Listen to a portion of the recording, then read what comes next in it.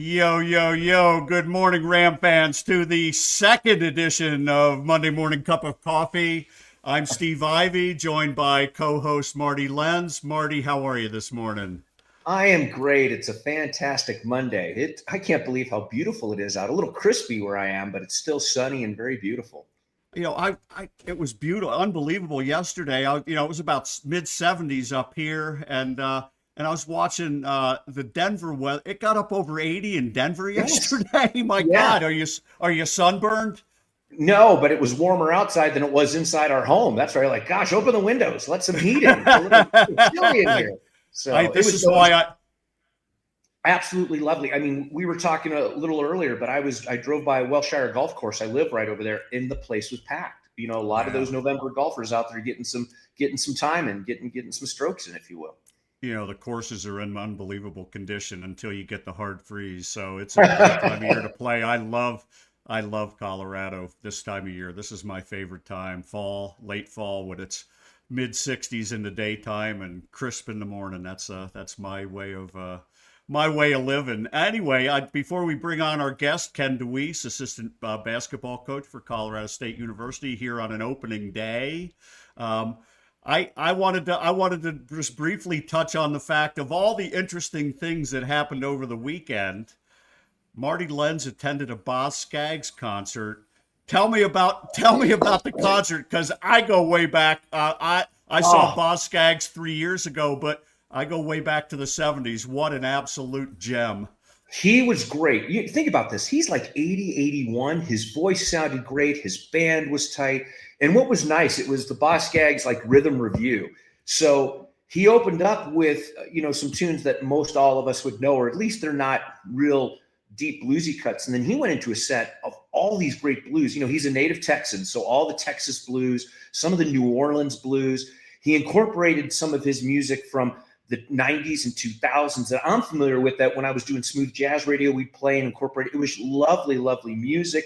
All that set, it was all wonderful. Even if people don't know the songs, it's just so good and the band is so fantastic. And then to end the show, he ends with Lowdown, Lido Shuffle, and then the encore is Breakdown Dead Ahead. And I'm like, so my only, I say, regret, it's not disappointment.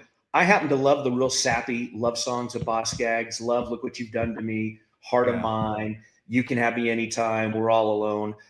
But he didn't play any of those, and it would probably have been appropriate for what he was doing. But it was great. It was just unreal. Started right at 8 o'clock, no warm up back. He hit the stage that went. I'm thrilled. I mean, because I've been wanting to see Boss Gags for decades, and so when I saw he was coming, I bought these tickets I think back in March. I said, "Oh, I'm in." Had to make sure it was a bye week for CSU, so it didn't interfere with the game, which was great. And there we are. I loved it. It was a great show. Just very, very happy. Felt very fulfilled to see him.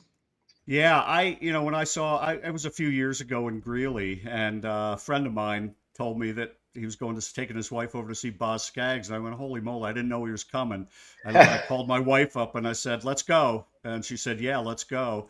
And for those of you who don't go way back like Marty and me, he had a Boz Scaggs album in I think it was a 75, maybe, Silk Degrees. 77. You talking about? Yeah. 77. If Hmm. that isn't one of the and it's the most unknown great album of all time, it's probably top 10. And Yeah. I always told people, if you had a date and couldn't get any action on that date playing that album, you had no chance. It Well, is and he played. Yeah, the best music. Silk Degrees. I mean, he had a lot of great songs on that, but he played off that. He played Lowdown, Lido Shuffle. He played one of my favorite songs is, What Can I Say? I love that song. I mean, there's just songs that if you're a Boss Skaggs audiophile, you're like, oh, I love that song. He played Harbor Lights, which is an awesome Yes. song.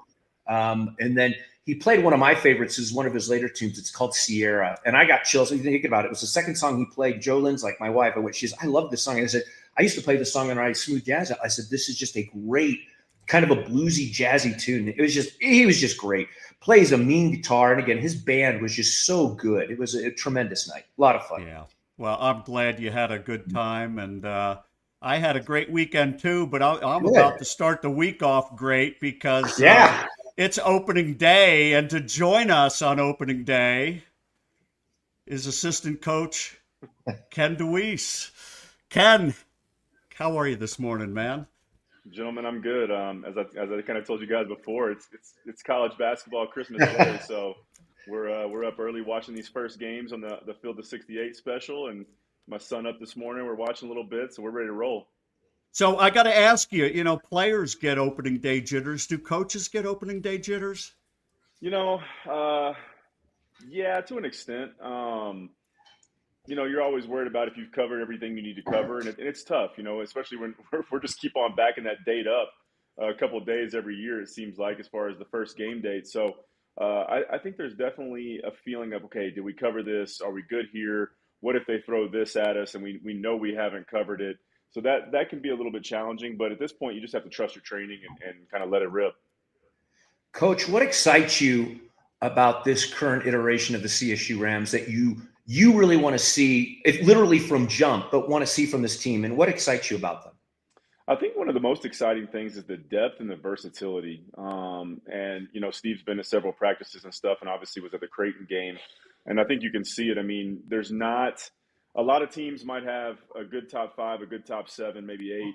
I think for us, we can really go all the way down to the end of the bench and not get much drop off from the starters. And that's not something that every college basketball team in America can say. So seeing where guys that maybe, you got guys like Darnell Slater and John McConan that redshirted last year that people aren't really familiar with, that we know are good players, that we're excited about seeing on the floor and seeing what those guys can do given their opportunity. A guy like Kyle Jorgensen, we saw a little bit of last year, but didn't really get to see. That's made a huge jump from freshman to sophomore year. And all the new guys. It's exciting to see the depth and versatility of the squad. So that's what I'm looking forward to most. You know, uh, uh, I'm excited. Obviously, it's Ali's first game as a head coach, but I wanted to get a feel from you. Uh, what is it like going? Is there any interesting anything from a dynamic perspective of you going from peer to having Ali as a boss? I know you have a great relationship with him, but is there a difference in terms of the way you guys interact?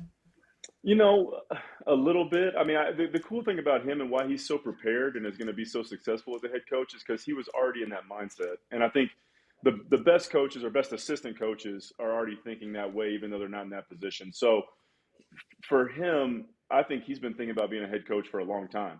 Obviously, with his family background of his parents being coaches, and you're kind of in that mode. I grew up in the same way as well, with my dad being a longtime college head coach. But from our relationship standpoint, I mean, no, uh, it's still the same. It's really positive, really good, and it actually makes it a lot easier because there's not that kind of like wall that little barrier of like this is the head coach and you kind of have to stay out of it. Like it's a very collaborative staff that way, and we're all very similar in age and experience level and things like that. So it still functions as peers with a clear leader. To follow up that question that Steve asked, Coach, does your role change? And excuse my ignorance, does everybody move up, for lack of a better term, a seat on the bench now that Coach Farouk Namesh is taking over? Have you bumped up a seat? Does anything change with your role? You know, as far as that stuff goes, there's not necessarily like a pecking order per se. It's more about like roles shifting in the sense of this guy's responsibility is this guy's responsibility is that.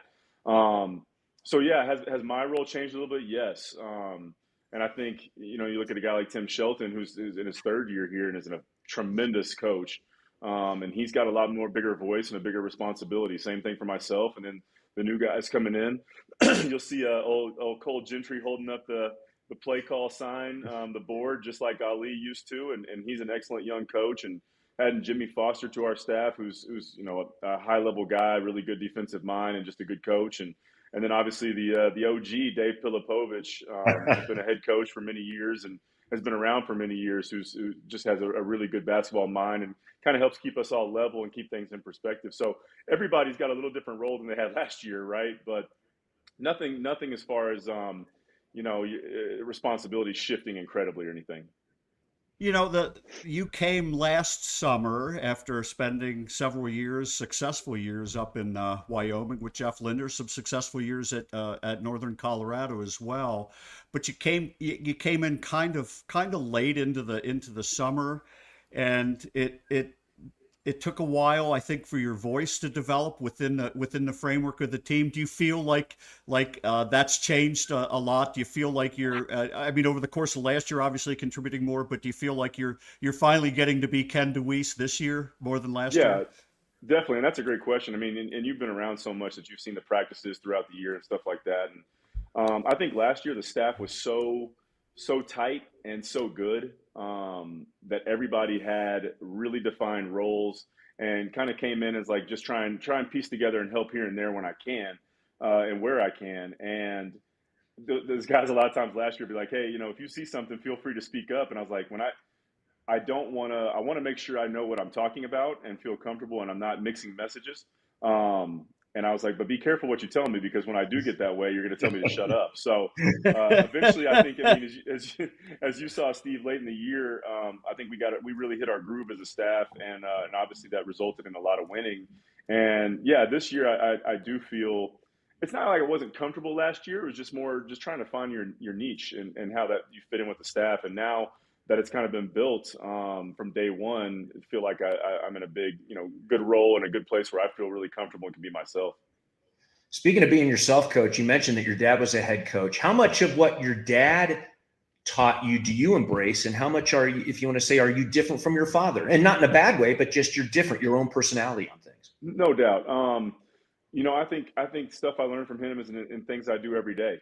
Obviously, it's my dad, so I probably have a lot of traits for better or worse that I picked up from him over the years. So I played for him, and then I worked for him for 4 years as well, and that's kind of the voice I hear in my head a lot of times. And then I've been fortunate enough also to have some amazing bosses and work for some amazing head coaches like Tim Floyd, Dick Hunsaker, and then everybody knows kind of Jeff Linder from being in the league, who's in my opinion, one of the best coaches in the country. So I've been really fortunate to be with great people that have empowered me and have helped me grow and learn.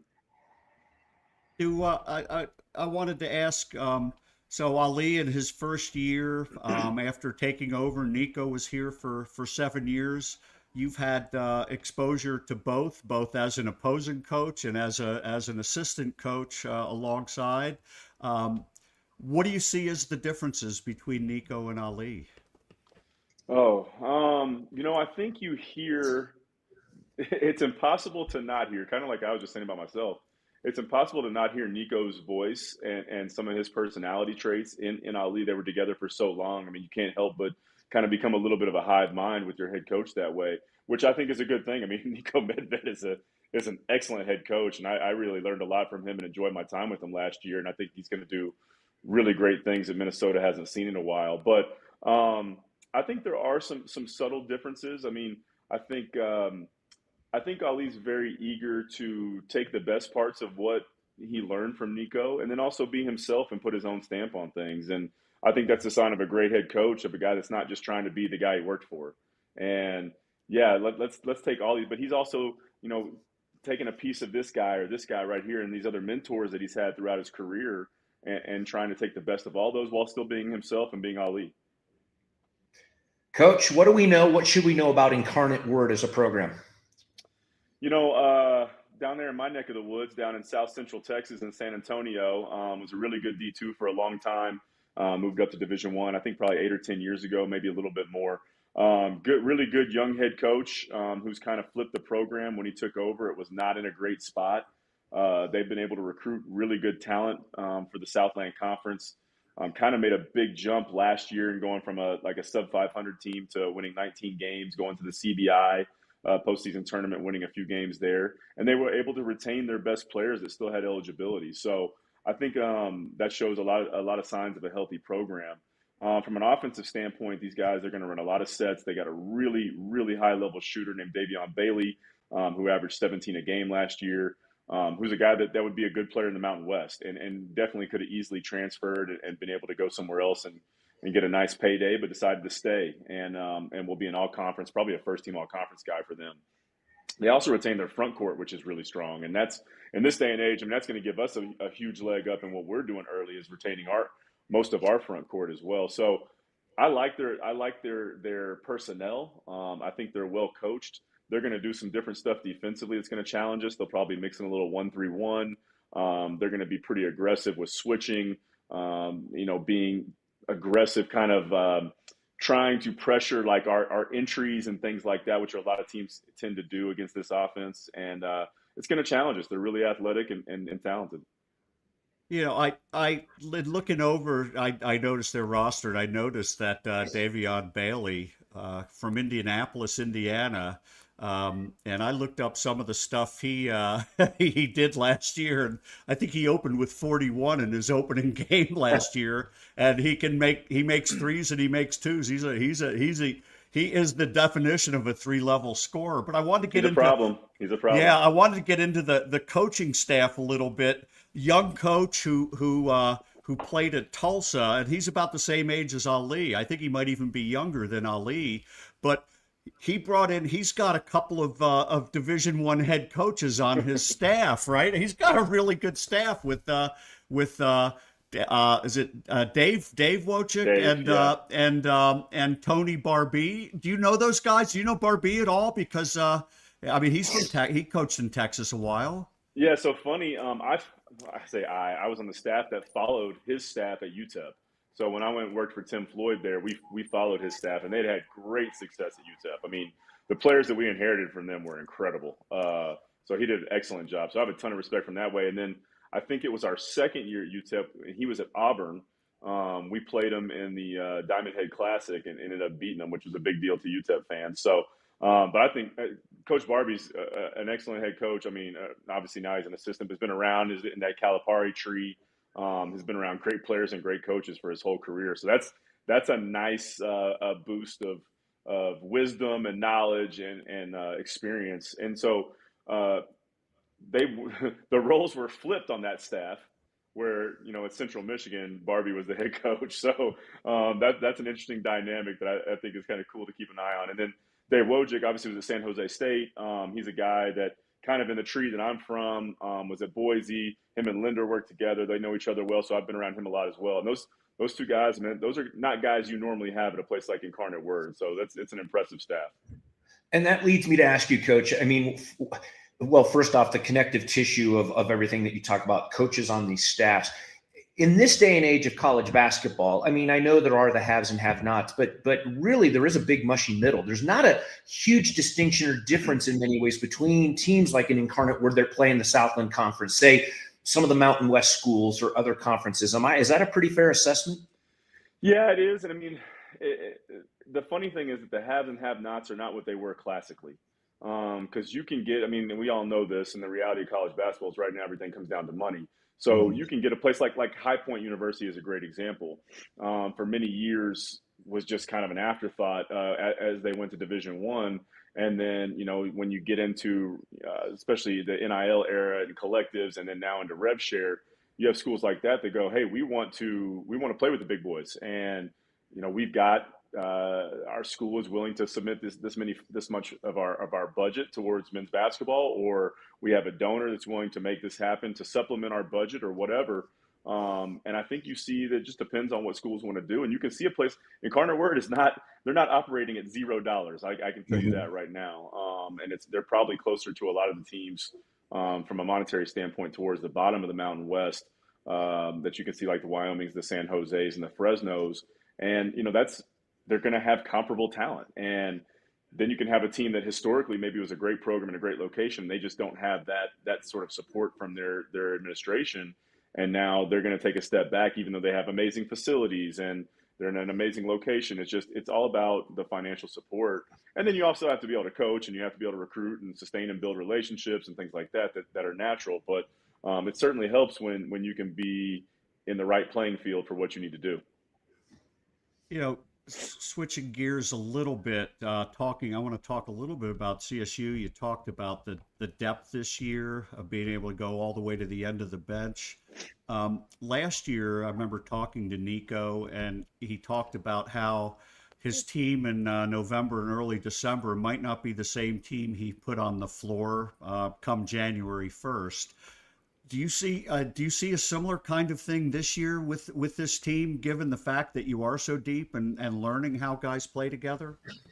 Yeah, to an extent. I mean, I think it's going to be a constant evolution for this program and this specific team this year, as far as what combinations really work together how we can maximize what we have on this roster, and pair groups of five together, maybe groups of two or three within that lineup at the time that are really successful together. And right now, I mean, we probably have more questions than answers, but we know that they're all pretty even and all playing really well. So that's the hardest part as a coach sometimes, is like, now we have to go, okay, who's a starter? Who's going to play 25 minutes? Or, because you don't want to get out there and everybody plays 20 and it's even and you're kind of hockey line changing or anything like that. So it's going to be a constant evolution, I believe, but I think we'll see a lot of change throughout the season. And not to put too fine of a point on this, and I apologize, Steve, I'm going to steal a question because Steve revealed this to me last week because he knows basketball. Even though it's awesome to have depth, does it make sense for a program to rotate? And I'm not saying you would 10 guys, or do you really whittle it down to say, look, here are our top 7 dudes based on chemistry, based on need. And even though we have the talent, it's better to play a shorter bench just because of the continuity of the team. Yeah, and it depends on the makeup of your team, and then it's just the pulse on their personality and like what they need, and if that's going to give us the best chance to win, that's what we're going to do. And I think right now it probably gives us the best chance to win, from what we know going into this first game, is that we're going to play a lot of guys. Now, is that going to be 12? No, but it's going to be pushing 10 and probably at 10, and we need everybody. I think it's a testament to what we did as a staff in recruiting and building this roster, and who we retained, of knowing that, when you have a guy like Josh Pasquarelli, who's an excellent player, was a first team all-league guy in the MAC at Marist College, that when he goes out, whether you have Darnell Slater coming in there, whether you have, Jace Butler from Washington coming in there, that there's very little drop off. And it doesn't mean to say that, these guys aren't as good or this guy's better or whatever. It just means that there are a bunch of really good players that are about the right stuff, and which gets me excited about what we put together, and I'm really pumped about it. But yeah, I think we're just going to have to feel it out a little bit and see how it develops, and does a guy emerge and kind of separate himself? Is there a lineup that emerges and separates itself? Is it a combination of 2 or 3 guys? It's just hard to tell until we get to those real games, Yeah, I was gonna ask. You used the word emerge. Last year, obviously, Nick Clifford really emerged. Really. And not, and I don't know if it was as much a surprise as much as it was. He really went. We knew he was going to be good, but he really went beyond anything that I thought we'd see out of him. He was phenomenal. Do you see any? If you were to say, I mean, I know it's hard to pin it down on an assistant coach, but based on what you've seen, do you see? Is there a certain player you think who might emerge in this system? I wish I could tell you we have another first rounder that's going to emerge this year. I feel better. No, but to your point, how impressive was Neek's deal last year? I mean, we all knew he was really good. He was going to have a first team all league type season, and for him to just explode into a really what should have been a player of the year a type season. Unfortunately, I mean, Donovan Dent was amazing, but he probably kind of got robbed, if we're being honest. But I think a guy that I think we're going to see a lot of, that I think we're familiar with, but I think we'll be a little more excited, is Kyle Jorgensen. And I don't want to just pinpoint one guy, because we're excited about everybody on this roster. But I think he's a guy that we could see. I think he's made a big jump and got a lot of experience last year as a freshman. Sometimes he took some lumps, and sometimes it wasn't pretty, but I think it helped him improve. And I think Ram fans will be excited to see JoJo McIver as well, as a newcomer and a freshman who's got a chance to really, really help this roster. He's been battling some injuries the last couple of weeks and didn't play at Creighton, but I think we'll see him emerge as a reliable, consistent player. I mean, that dude, he's going to pick you up 94 feet, and he is going to make your life miserable if you're bringing the ball up the floor. He's an impressive defender and just an impressive person. So I think people will be excited to see him as a freshman. Real quick, Marty, a question from Lee. Good morning, Coach. What's the status? Asking specifically about McIver and Augie Kiadoulis for tonight. Yeah, those guys are getting back off some kind of minor injury stuff. More precautionary than anything major. JoJo's probably, I mean, he'll be playing this week as we get forward. Can I tell you how much? We'll have to kind of see how he's feeling and stuff like that. But he'll be good to go, and then Augie's back as well. So I'm excited to get those guys back on the court with everybody else. Coach, for the Rams to have a successful season, say make a tournament run, they have to do blank. What do they have to do? Stay connected. I think that's one of the biggest challenges when you do have a roster like we do. And, one night you might play 12 minutes and score 2 points. And the next night you might be asked to play 27 and go get 15. And I think that is a challenge for any college basketball player when we can't look up and say, hey, here's our 7. You're in the 7, great, have fun. You're going to have an awesome year. You're not. Kind of be ready, but just know you're not in the 7. They've got to always be prepared.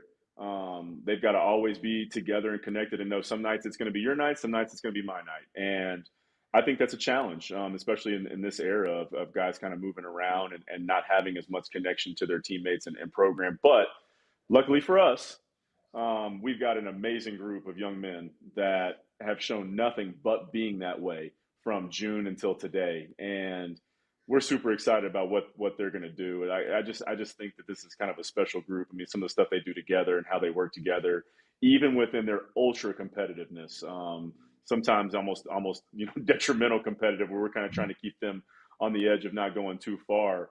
It gives them a chance to be a really special group because they are connected. We just got to keep them there. Yeah, that's super. Hey, Marty, we got to wrap up with Ken. Any last thoughts? Any last questions? No, I just got to tell you, I'm just uber impressed. By the way, I did want to tell you this, Coach. Quick little anecdote. I met your family in Seattle. I was walking through the little commissary there out there by the hotel in the arena.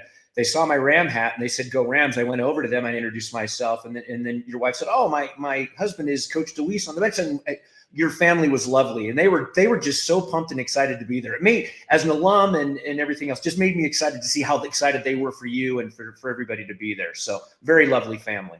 No, thank you so much. And we're all super excited to be here and love being at CSU and being a part of this staff and being a part of the university, and couldn't be happier to be here.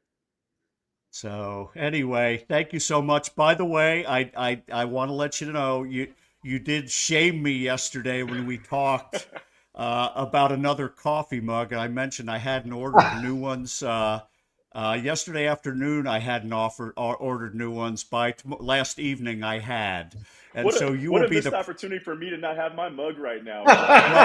Well, here's the deal. We'll have you later in the year, and you'll have a beautiful Yeti coffee mug with the Crackers College Hoop logo. I went all out on these. These are Marty will get one. You'll have one for sure. And in this era of NIL, we need to put our merch up. Come on, we got to brand ourselves. We got to brand. But we'll all sip some coffee together, and we'll do it again. Ken, thank you so much for coming on. We're all excited about opening day. We look forward to seeing you at Moby tonight, and thanks again. Let's do it. Moby Madness time. Go Rams. Go Rams. Thanks, Coach. Thanks, guys. Thank you. See you, Ken. See you later. I love him. He's a great coach. Very intense coach in practice. And once he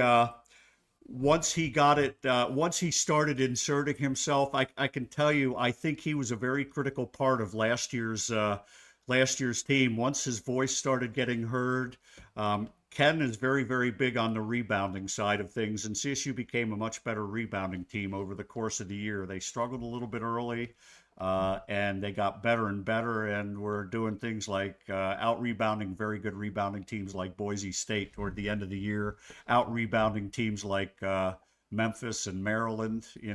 They were they were quite a team at the end of the year. I got a comment here. Let me see this one. We all tune in to see Marty's Ram gear. Always has the coolest Ram gear on. Well done, Marty. Thanks, Steve, for the content. My buddy Joey B. Joey, we're having fun, and I'm so happy I have Marty as a co-host. Obviously I had had Brady last year, and I love having Marty around. He is one of the all-time great Rams. Are you going to be able to make it up to the game tonight, or is that not No, a little? I'm gonna watch it. We've got a dear friend in town, so definitely going to be monitoring it. Of course, I'm looking at my schedule, saying, "Wait, I got to be available again." The best ability is availability to be able to consume and watch these things. But no, I mean, I give CSU a lot of credit. Their social media is off the hook, getting people ready, the countdown to it, the whiteout, all that sort of stuff. Though I did see one commenter say, "Wait, we're doing a whiteout against a religious school, Incarnate Word." Wait, it doesn't make sense. Let the spirit consume me. So no, but I'm definitely gonna be monitoring it very closely. Very excited. You mentioned the rebound piece. Not to go back too much. But it is interesting because you remember when I did the fill in the blank game with Coach Farokhnamesh, she said rebound. So nice to hear that Coach DeWeese is the one that's monitoring the rebound. But I like his thing about connectivity, being close, being tight. That goes a long way to being a successful team too. So. Yeah, that's it's funny. That's the theme. I mean, if you talked, when I talked to Ali at the beginning of June when he was first talking about, bringing this team together, that was the goal, was to get them as connected as he possibly could, and it's both on and off the court. And Right. and I think being around them, we really notice that the system that they run offensively and defensively thrives when they're connected. Most basketball teams do. It's it's the old Coach K thing of five fingers, one fist. Right. Right. Oh yeah. And that's the name of the game, and it's a joy watching. And I'm so excited. I got a comment. The very first comment of the day. Yeah. Was from Corey. Feels like Christmas. Yes. Feels like Christmas. It does feel like Christmas to those of us who. I'm not. I like football. I love college basketball. I know you do. And to me, it doesn't get any better than this. I'm so excited to see what this team can do. Obviously, the exhibition at Creighton was a thrill from one sense, but as much as that counted, it didn't count. It was an exhibition game. Right. Tonight, the lights come on. Everybody feels a little bit of an edge in front of a home crowd. I talked to Ali yesterday. He goes, "Yeah, there's going to be a lot of nerves and a lot of jitters, and it'll be fun to see how this team not just performs on opening night, but how they progress and as we work our way through the season." So when it comes to nerves and jitters, I always say this: that means you care. If you didn't feel that way, it doesn't mean you don't come with a certain confidence and you want to be cool, calm, and collected. I'm not saying that. But if you don't have those butterflies, then you're like, well, do I care enough about this that I'm excitedly nervous about playing and performing and doing my best? I love that. If they weren't excited like that, if they weren't nervous, I'd be like, well, where's the heartbeat? That's the heartbeat. That's the live moment of those feelings and those emotions. And then, as you know better than anybody, it's how you don't let those get out of control when you start the game, because a lot of times it can be very frenetic to start, and then teams usually calm down. But how do you channel that energy, that emotion, that excitement, those butterflies to start a game? I was going to ask you, as a former athlete, you played football. What did you have? You obviously had jitters. How did you deal with the jitters? Well, I mean, for me, it was easy because, they talk about the rotation of a bench. I was like way down the bench, so I didn't have to worry so much. I just had to watch the score, and I realized, well, if the score gets out of hand one way or another, probably play. But, in all seriousness, you think about your role and your job. And then honestly, what it did it for me is because I was, such a marginal player, you set aside your feelings to do what's best to help the team. If that's in the receiver huddle and you're listening to guys talking and what you're seeing, and if you have something worthy of saying or input saying, hey, I see this or this guy's this, you add that. That helps calm, or at least help calm me a little bit to say, hi, I'm involved. Even if not, it's personally me on the field, I can help by things I'm seeing, things I'm hearing, just little things like that. That helped me overcome the few jitters that I had when I knew and anticipated there was a good chance I was going to get to see the field. So, yeah, I come from a background, I played basketball through 10th grade, but I come from a background of individual sports. I was a runner, long distance runner, cross country runner. I can tell a story. I have a friend who was a state champion in cross country back in New York who used to throw up before races. He got the Yeah. jitters so bad. And this was a guy who was going to win. Right. But with me, the hardest thing, and you kind of talked about it, of when the opening tip, with me, when I was running a race, it was how do you deal with the adrenaline that comes right away to make sure when you're running a distance race. Obviously, if you're running 100 meters, that's different. If you're running a mile, you can't go out too fast, or else you're gonna deal and you're gonna struggle. And so for me, it was always trying to find the balance of being fired up, ready to go, but also making sure I kind of maintained an even keel. And there were races where I didn't do that very well. And I can remember running the state championship. Our team won the state championship in cross country, and I can remember running a 2.5 mile race and knowing what my time should be. And I remember the first mile, when they reading off the times, and I remember hearing as I crossed the mile mark, 5:02, 5:03, 5:04, 5:05 was way too fast for Oh me to God, I try was and going to run. say. And and mentally you try and get yourself to deal with it, but immediately the barrier goes into the brain of, oh shit, I've gone out too fast. And I struggled at the end. I was dead at the end. That's how I feel about I, the turkey trot. I'm like, how am I going to? I want to have a good time. So.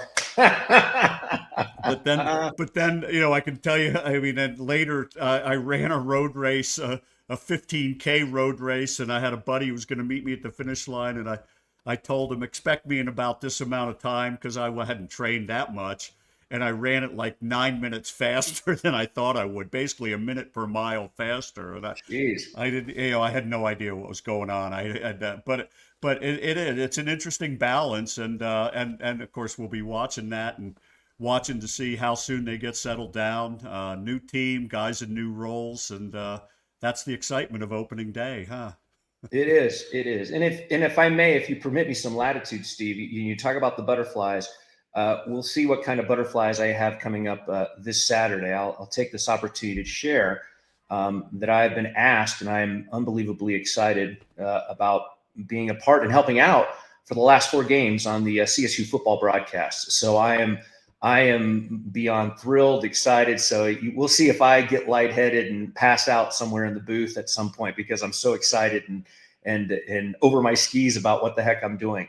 So I'm very, very excited to be a part of that and help leverage more things towards Colorado State. So anyways, I wanted to share about that, because that is actually the broadcaster. That makes me nervous. What's that?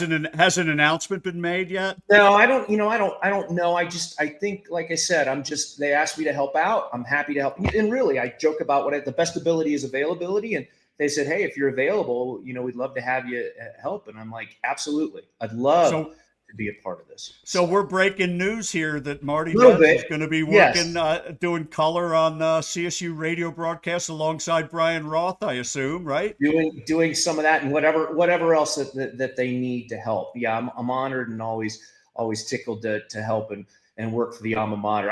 I've joked forever about how, when they talk about dream jobs, my dream jobs was to be on the CSU broadcast. Not because, and I'm not saying this a bad way, not because it throws a lot of money at you. It's just because it's my school, it's my alma mater, it's my sport. I love it. And I hope I can be a value add to the broadcast. So I'm just humbled and excited about that. So I am so excited for you. For me, I'm doing this. I don't make any money doing this. This is my passion for you to be able to do what you're going to start doing. I love this on Saturday. I'm going to miss the tailgating. That's the only thing now. Now I'm going to miss all the tailgating. But I can never be pleased. Wait, I want to tailgate with my people and then go. But yeah. But your passion, CSU, radio, football. Yeah.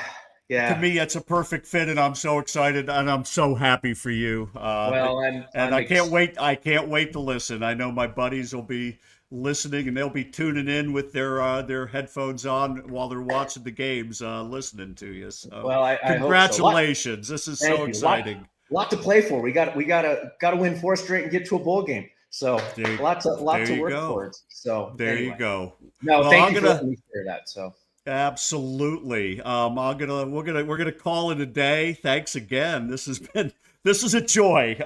I get up early in the morning. I feed the dogs. I walk the dogs, and then I get to do this. And by 9 o'clock in the morning, I am so fired up and ready to go to start the week. So I bet. Thanks. You're going to be exhausted by tip tonight. You're going to be. Believe it or not, I won't be. It won't take me 5 minutes before I hammer a referee. So anyway, awesome. Thanks again, partner. As soon as I have a coffee mug for you, we'll figure out a way to get you one, and we'll get together again. Have a great time. Have a great week. Have a great Saturday, and we'll see you again next Monday, Marty. Thank you, my friend. Always appreciate it. You bet. Go Rams. Go Rams.